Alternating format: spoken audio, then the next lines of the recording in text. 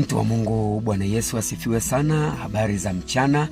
Bila shaka umzima, unaendelea na majukumu yako ya kawaida.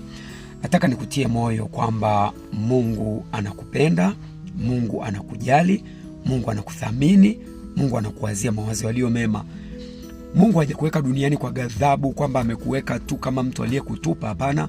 Mungu aliyeruhusu ukaja duniani na anayeruhusu unaishi mpaka sasa ana makusudi makubwa kabisa na maisha yako. Haijalishi unapitia kwenye hali gani, haijalishi labda biashara tangu asubuhi mpaka muda huu hujauza, lakini pia haijalishi una magonjwa. Mimi ninachoamini ni kwamba Mungu ana uwezo wa kuondoa magonjwa yako, ana uwezo wa kuondoa shida yako, anaweza kushughulika na ndoa yako, anaweza kuhudumia watoto wako, anaweza kuondoa matatizo mbalimbali yaliyoko katika eneo lolote la maisha yako. Jambo la msingi, muamini Mungu aliyekuumba akakuweka duniani, ambaye amesema kwamba mawazo anayowazia ninyi ni mawazo ya amani, ni mawazo ya mema, ili kuwapa tumaini siku zenu za mwisho. Kwa hiyo nikutie moyo mahali popote pale ulipo, unaponitazama, nikuambie kwamba Mungu anakupenda, Mungu anakujali, Mungu anakuwazia mawazo yaliyo mema. Imempendeza Bwana nikutie moyo. Iwe ni kwenye kazi, kwenye biashara, kwenye kilimo, kwenye ufugaji. Unafanya biashara, wakati mwingine wateja wamekukimbia, hawaji, biashara haziendi, unafuga, unafanya hiki na kile, lakini mambo yamekuwa magumu, mambo hayaendi. Nikutie moyo kwamba muamini Mungu aliyekuumba akakuweka duniani, kwamba ana uwezo na nguvu za kuweza kurekebisha yote yaliyoharibika katika maisha yako. Naomba niombe kwa ajili yako. Baba mwema, Mungu wa mbingu na nchi, Mungu wa Ibrahim, Mungu wa Isaka, Mungu wa Yakobo, Mungu wa Israeli, ni Baba wa Bwana wetu Yesu Kristo.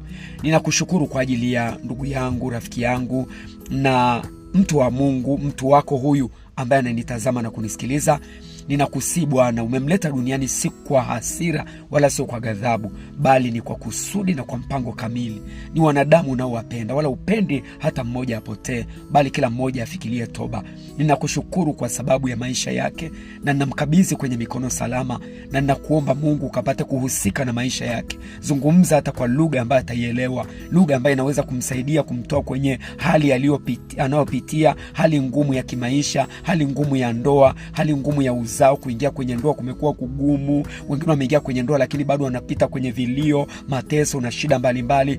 Bwana, zungumza na yeye. Una nguvu na uwezo wa kuweza kutumia hata lugha nyepesi sana kuliko hata mimi ninayozungumza na yeye, aweze kukusikia, aweze kukuelewa, na aweze kujua kwamba bado unampenda na upendo wako kwake ni mkubwa mno. Baba, namkabidhi kwenye mikono salama. Nasimama kinyume na kazi zote za adui, mipango yote ya giza ambayo inatenda kazi kwenye maisha yake, kwenye biashara, kwenye kilimo, kwenye ufugaji. Ninaamuru ikome na iangamie, itoke kila nguvu zinazotenda kazi ndani ya maisha yake, zikapate kuharibiwa kwa jina la Yesu Kristo na kwa damu ya Yesu Kristo. Natangaza uponyaji, natangaza uzima katika kila eneo la maisha yake, maana neno lako linasema kwamba ndani mwako ndimo ulimokuwa uzima, ndani ya neno ndimo ulimokuwa uzima, na ule uzima ulikuwa nuru ya watu, na hiyo nuru yang'aa gizani, wala giza halikuiweza. Na amuru sasa kila nguvu za giza zilizoshikilia eneo lolote la maisha yake, kwa mamlaka niliyopewa katika jina la Yesu, ziangamie, ziteketee kwa jina la Yesu Kristo. Na ng'oa kila mapando ya adui, maana imeandikwa kwamba kila pando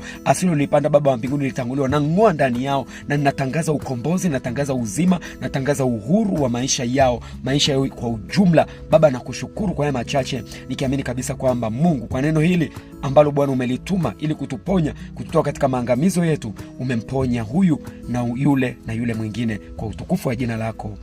Amina. Mungu akubariki sana, nikutakie mchana mwema.